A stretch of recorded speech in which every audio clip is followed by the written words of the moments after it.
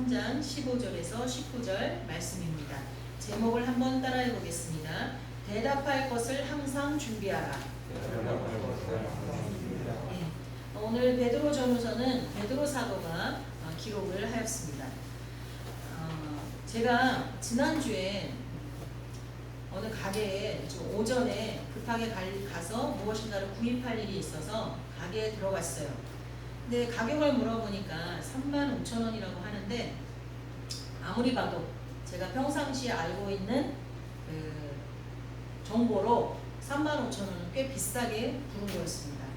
근데 그 장사하는 사람들은 첫 거래가 기분이 나쁘고 안 좋으면 오늘 하루 재수없겠다, 망치겠다 이런 생각들 많이들 하시더라고요. 그래서 예전에는요, 첫 거래에 안경 쓴 여자가 들어오면 재수없다고 했었어요. 저 중학교 때부터 안경 썼거든요. 그래서 점심 식사 지나고 물건을 사러 가는 그런 일이 좀 있었어요. 제가 그것을 믿는 게 아니라 그것에 매여 있는 사람들에게 좀 해를 끼치지 않기 위해서 그랬었거든요. 근데 요즘에 장사하는 사람은 그래도 그런 생각은 없는 것 같아요. 누구라도 아주 고마운 시대니까요. 근데 이제 제가 딱 갔을 때 문을 막 열어서 정리가 끝난 상태더라고요. 그러니까 제가 첫 거래 같아요. 아무래도 느낌이. 그래서 원래 제가 잘 깎지 않는 사람이고 깎기 싫어서 정찰제로 하는 그런 곳을 주로 이용하는 사람이지만 그래도 이거는 좀 지나치다 싶을 때는 뭐 5,000원만 빼주세요. 뭐 현찰로 줄 테니까요. 이렇게 조금 할 때가 있거든요. 근데 35,000원을 카드 결제도 아니고 현찰로 꺼내서 드리면서 오늘 하루 진상 손님 만나지 마시고 하루 좋은 손님들 많이 만나시고 그리고 장사 잘 됐으면 좋겠습니다. 그랬어요. 그랬더니 이분이 아침부터 저 같은 손님을 만나니까 얼마나 기분 좋겠어요. 네 고맙습니다 하면서 갑자기 그냥 이렇게 기분이 좋아진 게 막 느껴질 정도로 그렇게 하는 거예요. 그러면서 제가 돈을 드리면서 나오실 때 예수님도 꼭 믿으세요 그러고 나왔어요. 근데 왠지 그 나가는데 내가 막 승리한 것 같은 기분인 거예요. 제가 돈은 한 5,000원 정도 더 준 것 같아. 보통 사람들 한 3만 원 정도 부르는 것 같았거든요. 그 가격 5,000원 더 준 것 같았지만 5,000원하고 이 복음하고 바꾼 것 같고 제가 막 승리한 것 같았어요. 그리고 옆집으로 와서 5,000원짜리 뭐를 하나 더 사야 됐었거든요. 다른 집으로 와서 5,000원짜리를 하나 사면서 거기는 뭐 이렇게 더 많이 긴 말을 하면 안 될 것 같아요. 5,000원짜리. 그래서 제가 오늘 하루 장사 잘 되세요. 근데 그 바로 전날 그 가게에 진상 손님이 온 걸 제가 봤거든요. 그래서 오늘은 아주 유쾌하게 하는 그런 손님들, 또 현찰 거래하는 손님들 많이 들어오기를 바랍니다. 그랬더니 거기도 너무 좋아하더라고요. 그래서 예수님 꼭 믿으세요. 그리고 나왔어요. 그날은 굉장히 기분이 좋았어요. 그리고 며칠 뒤에 제가 구장김밥이라는 김밥집에 가서 김밥 한 줄하고 쫄면을 시켜서 먹는데 먹고 난 다음에 계산을 하고 딱 나오는데 그 계산을 하는 분이 저한테 여기 저 목걸이 이거 한 거 보셨어요? 제가 이거를 물음표 2개가 있어요. 전도용으로 이 목걸이를 제작했거든요. 사실 이게 14K라 얼마 안 해요. 근데 이 제작을 비용이 꽤 많이 들었어요. 근데 이게 제작을 했는데 내가 이거 평생 할머니가 돼도 이거를 이게 걸고 다니면서 사람들이 물어보면 대답해야지. 왜냐면 제가 직접 가서 전도지를 나눠주는 전도는 하는데요. 사람 이렇게 여기 부천역에 가면은요 이단들은 너무 잘하는 것 같아요. 저 시간 있으십니까? 선생님 귀하게 보이십니다. 뭐 선생님 같으세요? 뭐 의사 선생님 같으세요? 막 이러면서 막 쫓아오면서 말을 시켜요. 왜 저는 됐어요 이러거든요. 그래서 교회 다녀요 이러는데 항상 부천역을 다닐 때마다 보는데 청년 같은 사람들이 몇 명씩 붙잡혀서 그들의 얘기를 듣고 있는 걸 저는 봐요. 여러분 못 보셨어요? 진짜 봐요. 아줌마들이 제일 안 붙잡혀. 아줌마들은 강해. 됐어요. 딱 이래요. 근데 아저씨들이나 특히 청년들이 많이 붙잡혀서 그들의 얘기를 듣고 있는 걸 여러분 봤어요. 이단들은요 사람을 붙잡아서 자기들이 말하고 싶은 걸 그렇게 말하는 거를 많이 보는데 저는 그렇게 못하겠더라고요. 이게 진짜 저희가 해야 될 걸 누가 하고 있어요? 걔네들이 하고 있어요. 저희가 해야 되는 거예요. 우리는 이 복음이 부끄러운 건가요? 이 복음은 사람을 살리는 거잖아요. 근데 우리가 그걸 안 믿나 봐요. 자신이 없나 봐요. 이게 사람을 살릴까? 안 살릴까? 지금 지나가는 저 사람 굉장히 문제가 있어 보이는데 저 사람 문제를 이 복음이 해결할까? 야, 저 사람 되게 아파 보이는데 이 복음이 저 사람을 살릴까? 자신이 없는 거죠. 근데 이단들은요, 자기들이 믿고 있는 복음에 대해서 너무너무 자신 있어 해요. 옛날에는요, 꼭 북한에서 막 내려온 것 같은 옷차림을 한 사람들이 배순진이는 거예요. 근데 요즘에는 북한도 많이 세련돼졌는지 거기서 내려온 것만 같은 그 사람들조차도 많이 세련돼졌더라고요. 근데 그 세련된 모습으로 이렇게 쫓아다니면서 막 복음을 전해요. 아니, 복음이 아니라 그들이 믿고 있는 걸 전해요. 근데 그들이 전하는 건 복음이 아니잖아요. 우리의 생명을 살리고 우리의 질병을 고치고 우리의 마음속에 어둠을 몰아내고 사탄 마귀에 잡혀있는 우리의 이 삶을 해방시키지 않잖아요. 그런데도 우리는 복음을 잘 증거하지 못해요. 저부터도. 그래서 이걸 만들었어요. 적어도 이게 뭐예요? 라고 묻는 사람은 자기가 물었으니까 제가 한 3분 정도 걸리는데 들으시겠어요? 그러면요, 자기가 먼저 물었기 때문에 거절을 못해요. 근데 거기서 이걸 만들고 처음으로 물었어요. 그 사람이. 목걸이가 굉장히 특이한데 그게 의미가 뭐예요? 하고 묻더라고요. 야, 이거 옳거니? 하고 대답을 해야 되는데 그분의 신분은 종업원이에요. 사장이 아니었어요. 그리고 그분이 말투가 보니까 그 중국에서 오신 분 같더라고요. 힘이 있겠어요? 그래서 엄청 빠르게, 제 말이 빠르잖아요. 이거 첫 번째 질문이요, 우리가 어디서 와서 어디로 가냐는 질문이거든요. 저는 하나님을 믿어요. 그래서 저는 천국에서 하나님께서 저를 만드셨다고 저는 생각을 해요. 그다음에 두 번째 질문은요 하고 말하려는데 사장님이 딱 나오더니 뭐예요? 저한테 그러는 거예요. 이게 두 번째 것도 말해줬는데 이게 두 번째 게 뭐예요? 우리가 이제 천국으로 저는 믿습니다. 그래서 전 죽으면 천국 간다고 믿어요. 그러면서 이 천국에 가려면 어떻게 해야 되는지 이게 두 번째 질문이에요 하고 말을 해야 되거든요. 최대로 빨리 짧게 얘기하는 게 그거거든요. 근데 못 말했어요. 근데 그분이 뭐예요? 하니까 그 종업원이 아니에요. 그래서 얼른 가는 거예요. 그러니 나도 어떻게 해요? 아닙니다. 계산하고 있었습니다. 이러고 저도 나왔어요. 근데 이거는 며칠 전에는 막 승리를 한 것 같았는데, 예수님 믿으세요 한마디에 승리한 것 같았는데, 두 번째는 제가 좀 너무 준비가 없었구나. 내가 너무 준비가 없었구나. 이때 우리 교회 마스크라도 하나 여기다 넣고 있었으면, 이때 우리 교회 만든 그 전도지, 여러분 전도지 뒤쪽에 있는 거 읽어보시면 읽어보세요. 제가 전도하라고 나눠드리라고 드렸는데 막상 본인들은 그 뒤에 뭐가 실렸는지도 안 읽어봤잖아요. 내가 전해야 될 복음을 나부터 읽어보지 않고 그거를 읽고 또 읽고 주여 이 말씀이 살아서 저들에게 그대로 가게 해주세요 라는 그 간절함 없이 그냥 교회에서 제작했으니까 나눠주라고 하니까 전도를 해야 된다고 하니까 그냥 나눠줘요. 그러면 받는 사람들도 그렇게 받는 거죠. 그걸 읽어보겠어요? 마스크만 딱 찢어서 자기 마스크만 쓰겠죠. 제가 그 전도지 한 장만 있었어요. 앞으로는 꼭 전에는 사연리 책자, 이만한 책자를 제가 구입해서 가방에 좀 들고 다녔었거든요. 적어도 내가 말로 설명할 수 없으니까 쑥스러우니까. 그리고 말로 설명할 수 없는 지금과 같은 상황이 벌어지면 전도지라도 하나 주고 와야지. 주님은 뭐라 그러냐면 때를 얻든지 못 얻든지 언제나 전도하라고 하시거든요. 그러면 그럴 준비가 우리가 되어 있다는 거죠. 여기 군대 남자분들 다 나오셨잖아요.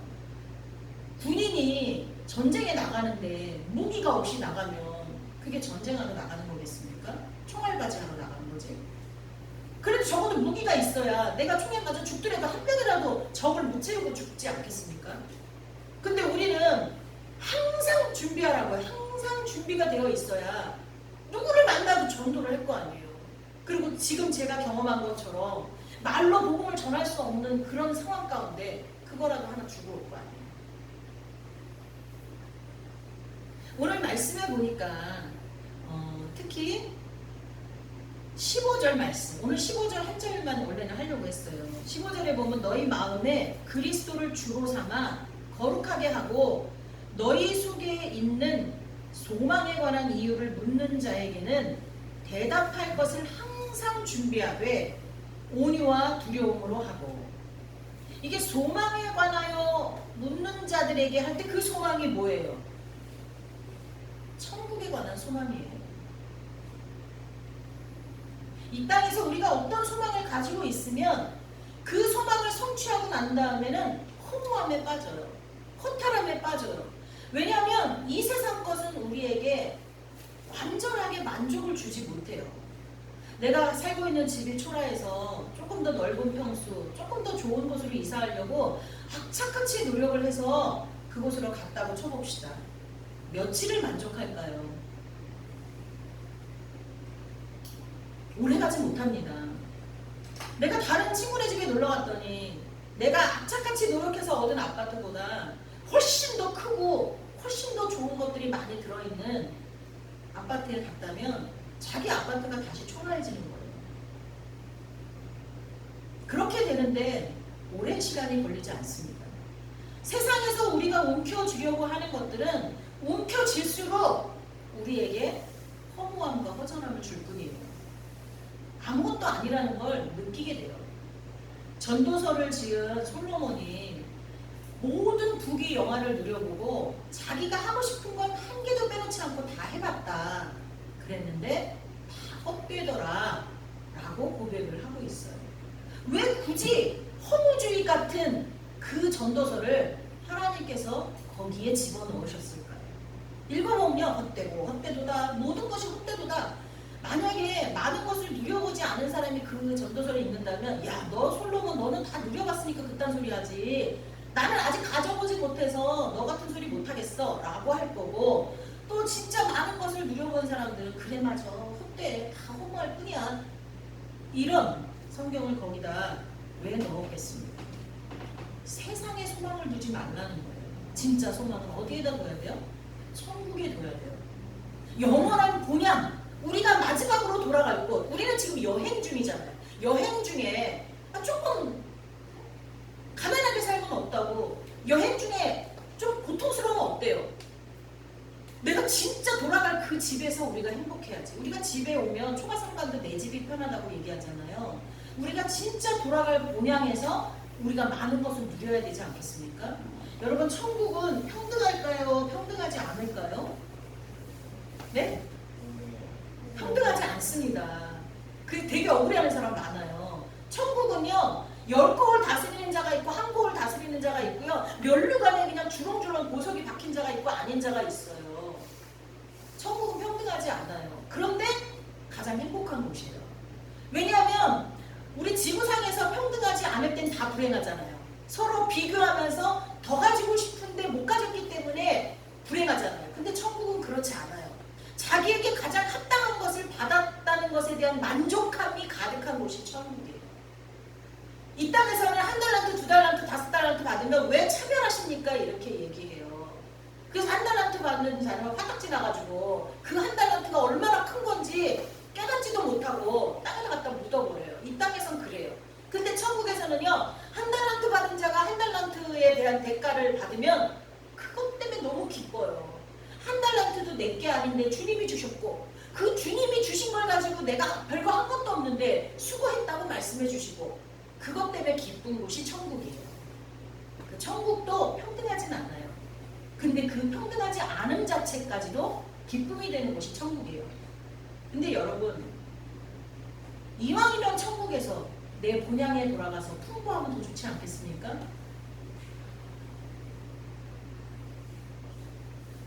천국의 소망을 주셔야 돼요.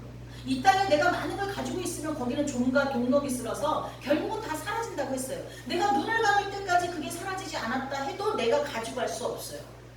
죽은 사람은 손을 오므리고 있지 않고 다 피거든요. 아무것도 가져갈 수 없어요.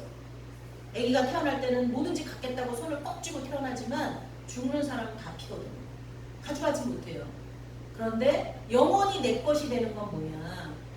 하나님 나라에 저축한 것들, 하나님 나라에 심은 것들은 다 내 것이 된다는 거예요. 그거에 대해 소망을 가지고 사는 사람이 우리 그리스도인들이에요. 근데 그거에 대해서 사람들이 물어보면 대답할 걸 준비하고 있으라는 거예요. 자, 사람들이요, 당신은 그렇게 찢어지게 가난한데 왜 이렇게 항상 웃고 있으세요? 당신은 그렇게 고통스러운 질병 가운데 있는데 어떻게 그렇게 평안하세요? 당신은 자녀들이 그렇게 속을 새기는데 어떻게 그런 태도를 취할 수가 있어요? 당신의 사업이 지금 그렇게 안 되는데 어떻게 그런 평화를 누릴 수가 있어요? 이렇게 사람들이 우리에게 묻는다는 거예요. 그것조차 묻지 않는다면 우리는 그리스도인으로서 세상 사람과 구별된 삶을 살고 있지 않은 거예요. 적어도 많은 사람들이 나한테 그런 걸 물어야 돼요. 그래서 사람들이 저 사람은 도대체 뭐에 소망을 두고 어떤 것에 꿈을 가지고 살기에 저렇게 우리와 다른 모습으로 살 수 있지? 라고 그거를 나한테 물어야 돼요. 여러분한테 물어야 돼요. 사람들이. 그때 내가 대답할 거리를 갖고 있어야 돼요. 준비하고 있어요. 그게 뭐냐? 복음이에요. 나는 복음 때문에 이렇게 살아요. 나는 복음 때문에 미소를 지어요. 나는 복음 때문에 이 슬픔 가운데서도 이겨낼 수 있는 용기가 생겨요. 나는 복음 때문에 라고 말할 수 있는 그 복음을 준비하고 있어야 된다는 거예요. 자, 그러면 우리 한번 이렇게 주보를 한번 제가 주보에 짧게 다 해놨거든요. 자, 먼저 사람들이 나에게 소망을 묻게 되려면 내 삶이 어떻게 돼야 된다 그랬어요? 세상 사람과 달라야 된다 그랬죠? 그게 뭐냐? 먼저 거룩해야 돼요. 먼저 거룩해야 돼요. 세상은요 더러워요. 뭐 때문에 더럽냐? 욕망 때문에 더러워요. 욕심 때문에 더러워요. 사람들은요 움켜잡으려고 할 일 못할 일 다 해요. 내가 알아야 될 모든 것은 유치원에서 알았다라는 그 책이 있어요. 제목이 조금 제가 바꾸게 말한지 모르겠는데, 유치원에서 배우는 아주 가장 기초적인 윤리와 도덕을 사람들은 성장하면서 많은 것을 움켜쥐으려고 그것을 버려버려요. 건널목을 건널 때는 횡단보도로 건너요 하고 유치원 때 배웠어요. 근데 우리는 조금 더 빨리 가고 조금 더 쉽게 가고 싶은 욕망 때문에 그냥 건너요. 건널목이 아닌데요. 그러다가 진짜 먼저 가죠. 그리고 거짓말을 하면 안 돼요 라고 유치원에서 배웠어요. 그런데 우리는 내가 손해보지 않으려고 거짓말을 해요. 남을 미워하면 안 돼요 라고 배웠어요. 그런데 내게 충족되지 않으니까 남을 막 미워해요. 이게 세상이거든요.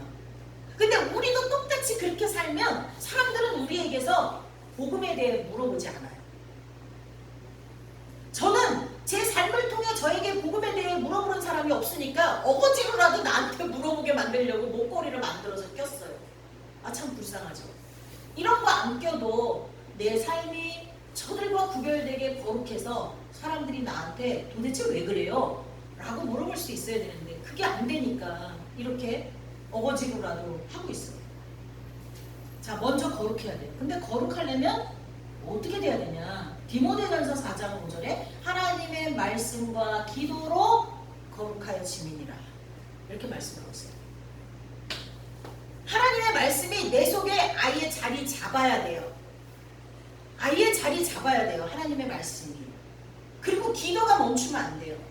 제가요 여기 앉아서요, 그전에는 이 책상 안 두고 이 바닥에 앉아가지고 겨울에는 추우니까 이불을 뒤집어 쓰고 여름에는 더우니까 선풍기 틀어놓고 매일 저녁마다 기도할 때는요 하나님이 만날 만한 사람들을 계속 만나게 해주시더라고요. 그리고 그들에게 할 말을 미리 알게 해주시더라고요. 그냥 하나님이 저와 함께 하시더라고요. 그리고 제가 너무 영혼을 사랑하지 못하니까 이렇게 기도를 한 십몇 년 했어요. 아니 몇십 년 했나 보다. 이렇게 기도했어요. 하나님, 내 주변에 구원받아야 할 사람들이 홍수가 났을 때 시뻘건 물에 떠내려가는 것처럼 보이게 해주세요. 이렇게 기도했어요. 하나님, 저는요 오감이 작동을 해야 그게 행동으로 가거든요. 내가 상상 갖고는 잘 안 돼요. 눈에 보이지 않는 건 잘 안 돼요. 그러니까 하나님, 내가 기도할 때마다 아니면 꿈속에서라도 환상 가운데라도 내가 전도해야 될 사람, 구원받아야 될 사람이 홍수가 났을 때 그 시뻘건 물에 막 살려달라고 하면서 떠내려가는 것처럼 보이게 해달라고 기도했었어요. 많이 오랫동안. 특히 우리 어린아이와 학생들을 향하여 그런 마음을 너무나 많이 가졌어요. 근데 그랬더니 이 교회가 개척될 무렵에 저희 교회 등록한 학생들만 해도 100명이 넘어요. 지금은 그 아이들 다 어디 갔냐고 찾을까봐 겁이 나요. 부모님 몰래 돼지 저금통에서 돈 꺼내다가 다 써버렸는데 부모님이 눈치챌까봐 처음에 100원, 200원 꺼냈으면 몰라요. 근데 그게 양이 많아지면 줄잖아요. 이렇게. 그럼 언젠가 저걸 발견하고 물어볼까봐 겁내는 어린아이들처럼 하나님께서 그 양들을 우리 지성교회 저와 우리 성도들에게서 어디 갔냐 라고 찾을까봐 겁이 나요. 근데 제가 그렇게 무릎 꿇어 기도하고 그렇게 영혼을 사랑하기 위해서 몸부림칠 때 지난주 수요일날 설교가 사랑은 노력이다라고 얘기했어요. 노력하는 사랑이 아가페적인 사랑이지 노력하지 않는 사랑은 진짜 하나님 원하는 사랑이 아니다라는 설교를 했거든요. 근데 저는 그 영혼들에 대한 관심과 사랑이 부족하니까 그렇게 노력을 했어요. 그렇게 눈에 보이게 해달라고. 그때는 하나님이 많은 영혼들을 붙여주셨어요. 근데 언젠가부터 그런 기도가 식어지니까 사람들이 점점 사라져만 가는 거예요.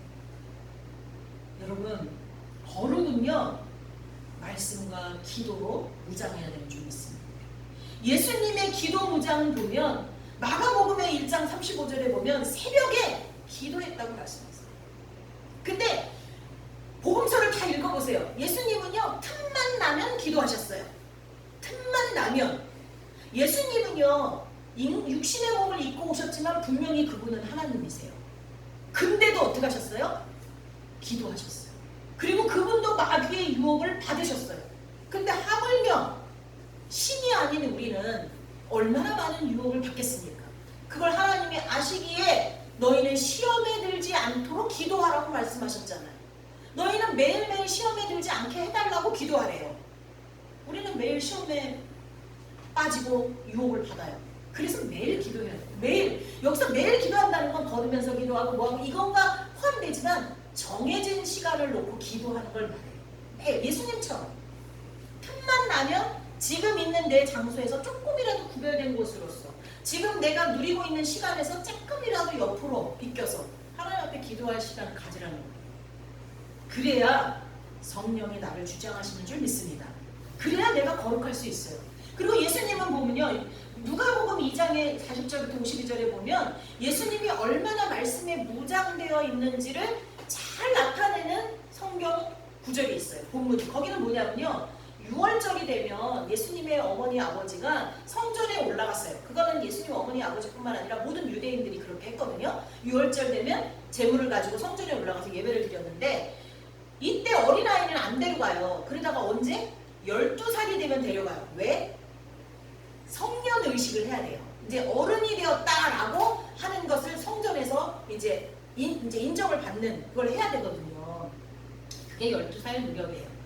자, 12살 된 예수님을 데리고 가셨어요. 데리고 가셨다가 거기서 예배를 다 드리고 이제 근데 갈 때 위험하잖아요. 사막은. 그렇기 때문에 한두 명이 같이 가는 게 아니에요. 대가족 단위로 이동을 합니다. 대가족. 그러니까 친인척이 다 같이 이동을 하는 거예요. 그리고 걸어서 다니기 때문에 어린아이들은 잘 동행을 안 하는데 이렇게 꼭 필요할 때는 데리고 가는 거죠. 이제.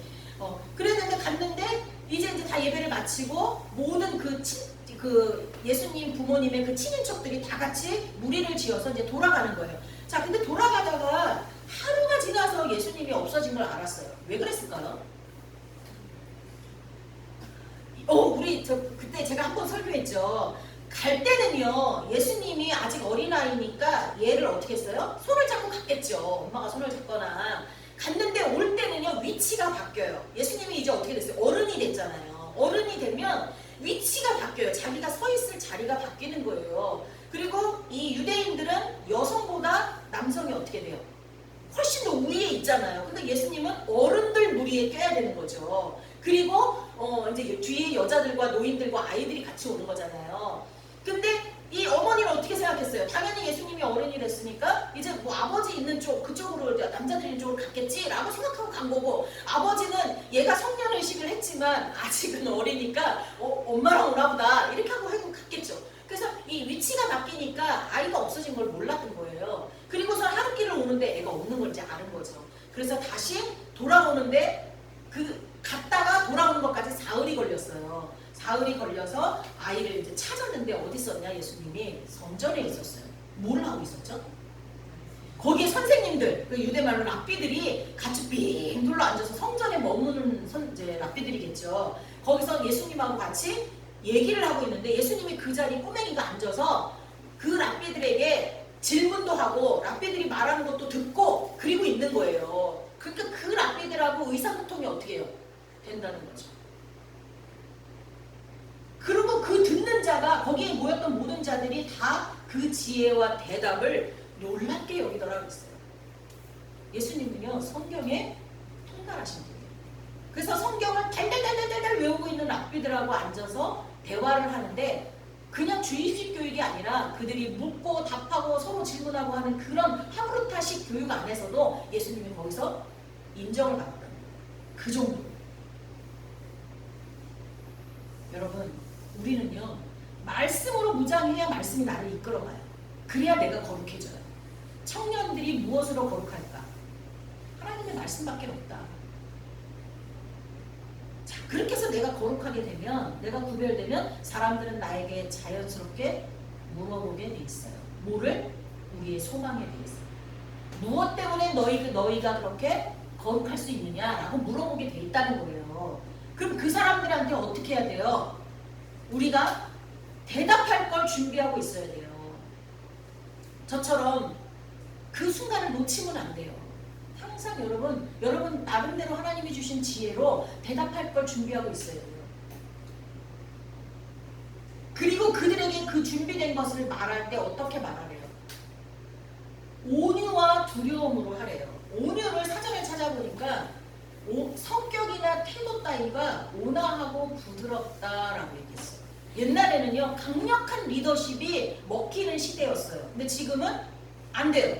강력한 리더십은 안 먹혀요. 온유한 리더십이 먹히는 세상이라고 합니다. 그럼 온유와 반대말이 뭔 줄 아십니까?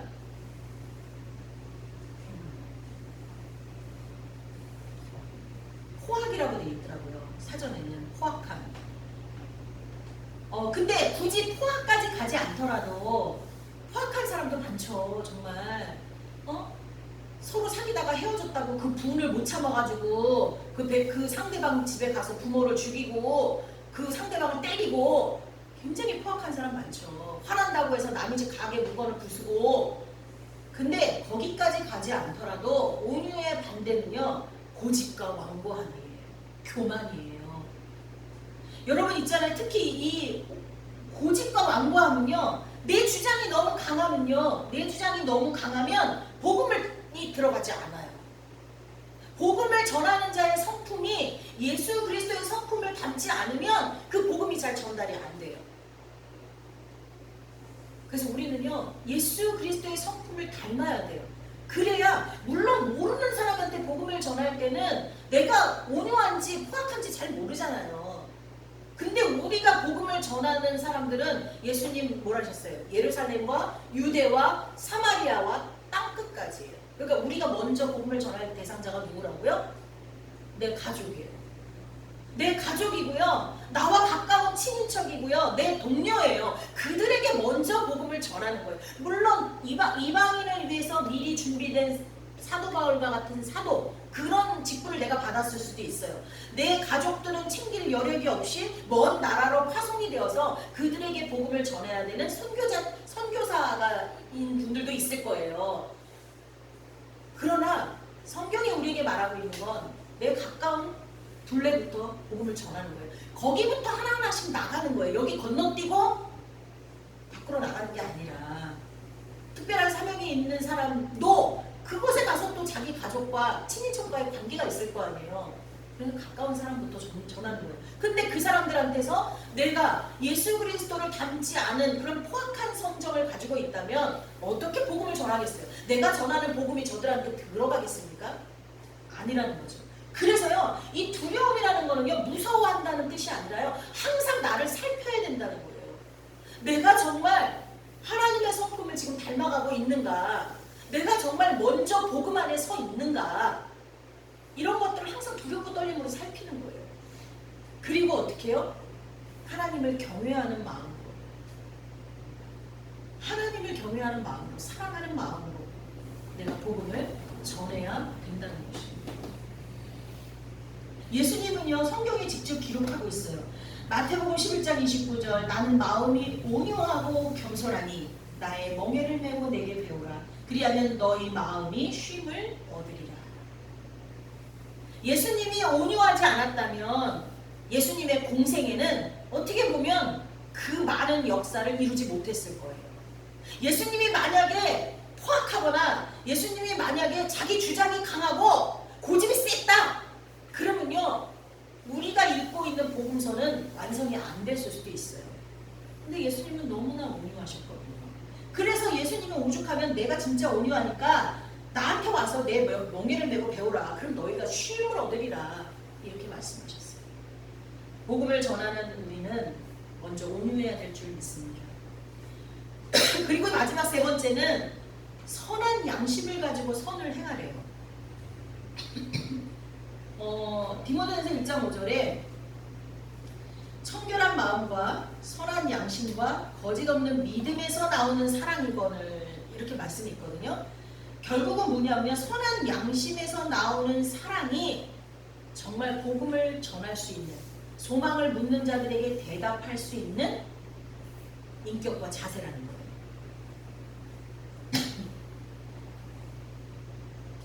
선한 양심을 가질 때 오늘 디모데전서 3장 16절에 디모데전서가 아니죠. 오늘 잘못 나왔네요. 3장 16절에 베드로전서 오늘 본문에 나와요. 3장 16절에 보면 선한 양심을 가지라 이는 그리스도 안에 있는 너희의 선행을 욕하는 자들로 그 비방하는 일에 부끄러움을 당하게 하리라. 이게 뭐예요? 선한 양심을 가지고 선한 일을 행하면 지금 당장은 내가 욕을 먹을 수 있지만 결국은 욕하는 사람이 어떻게 돼요? 부끄럽게 된다는 거예요. 부끄럽게 된다는 거예요. 근데 내가 선을 행하는데 내 마음에 교만이 가득 차요. 어떤 교만이냐? 야, 그래도 내가 저 사람한테 베풀잖아? 그래도 내가 하나님이 주신 건 나만 꿀꺽하지 않고 나눠주잖아? 이런 교만이 있어요. 그게 뭐냐면 자기 의, 내가 했다는 의가 강하다 보면 그 사람에게 전달이 안 돼요.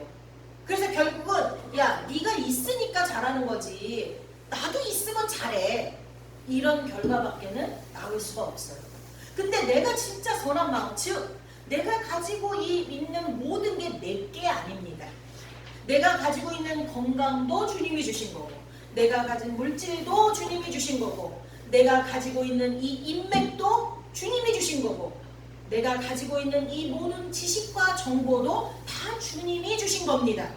그래서 저는 거저 받았으니까 이것을 거저 나누어 주는 것입니다. 이런 선한 마음을 갖고 선을 행할 때 설사 내 앞에서는 위선이다, 넌 있어서 그렇다 라고 욕하는 사람들조차도 나중에 부끄럽게 된다는 거예요. 어제 전도를 하는데 여기 이렇게 금은방을 해서 이렇게 우회전해서 가는데 딱 돌자마자 조그만 방에서 양말을 막 묶는 아줌마들을 봤어요. 선풍기 한 대 켜고 그 더운데 그 양말 먼지 풀풀 날리는 데서 그걸 묶고 있더라고요. 그래서 마음에 저분들한테 복음도 주고 저분들한테 마스크도 필요할 것 같아서 나눠주려고 딱 봤어요. 근데 앞에는 3명이 있었는데 안을 들여다보니까 조금 더 뒤쪽에 한 분이 더 계시더라고요. 그래서 아유 모두 4분이 계시네요. 더운데 수고 많으십니다. 저희는 여기 앞에 있는 지성교회에서 나왔는데 지금 전도하는 중입니다. 이 마스크 나눠드릴 테니까 필요할 때 쓰시고 이 전도지도 꼭 읽어보세요 하고 드렸어요. 그랬는데 그때 뒤에 있었던 아주머니가 조금 대빵이신가 봐요. 좀 사장님이신가 봐요. 나오시더니 저희 4명 아닌데 10명이에요 그러는 거예요. 근데 그 뒤에 6명이 있을 만한 공간이 전혀 아니었거든요. 근데 저 안에 6명이 있대요. 근데 10명이라는 거 하면서 10개를 달래. 근데 사실은 저는요 약간 좀 정입하거든요. 불이한 걸 보면 못 참아요. 이 못 참는 거를 나중에 깨달았는데 이게 참 아직 덜 성숙한 거더라고요. 못 참아요. 근데 그때는요 하나님이 기도를 여기 같이 하고 나가서 그런지 성령이 함께 하셔서 야 너는 복음을 거저받았잖아. 그러니까 거저줘야지 하는 그런 마음이 저한테 감동이 오더라고요. 만약에 기도를 충분히 안 하고 갔으면 아줌마 거기 6명 안 있을 것 같은데요. 아니면은 그렇게 말하기 정식이면 제가 그 정도만큼 여기 한꺼번에 줄 수는 없어요 라고 뭔가 얘기를 했을 거예요. 근데 그때는 기쁜 마음으로 그러세요 하고 10개를 쳐갖고 줬어요. 그러니까 하나님이 주시는 마음이에요. 그러니까 여러분 선한 일을 해도요 내가 생색을 내면 안 된다는 거죠. 어떤 분이 제가 평신도 때 같이 봉사했던 분인데 그분을 날개 없는 천사라고 했어요. 우리가 다 그렇게 불렀거든요. 근데 십몇 년이 지난 후 그 교회를 떠나고 십몇 년이 지난 후 그분이 유학을 그러니까 뭐 어디 미국을 좀 가야 될 일이 생겼나 봐요. 근데 자기가 먼저 봉사하던 그 교회에 장로님한테 전화를 해서 내가 그동안 이 교회에 봉사하고 헌신한 게 얼마나 많으냐. 그러니까 남성교회 헌신 예배를 드리든 뭘 하든 돈을 좀 마련해서 나한테 보태달라. 나도 지금 그냥 가는 게 아니라 선교하러 간다. 이런 식으로 이야기를 했다고 합니다. 날개 없는 천사가 날개 없는 천사가 아니었구나. 아니면 그때는 날개 없는 천사였는데 지금은 변질되어서 잘못됐구나. 이런 생각이 확실히 들었어요. 그래서 저한테도 만약에 돈에 대한 얘기를 하면 일절 주지 말라고 그 장로님이 연락을 했더라고요. 여러분, 내 의가 가득한 선행은 하늘나라에 쌓이지 않습니다. 내가 거저받았으니 이 거저받은 것 자체가 하나님 것이니 나는 그냥 통로입니다. 소리입니다. 라고 선한 일을 할 때 그것이 그들에게 전달되어서 복음이 되고 또 그들이 스스로 부끄러움을 당하는 자기가 욕했던 것을 스스로 부끄럽게 여기는 그런 회복이 있을 줄 믿습니다.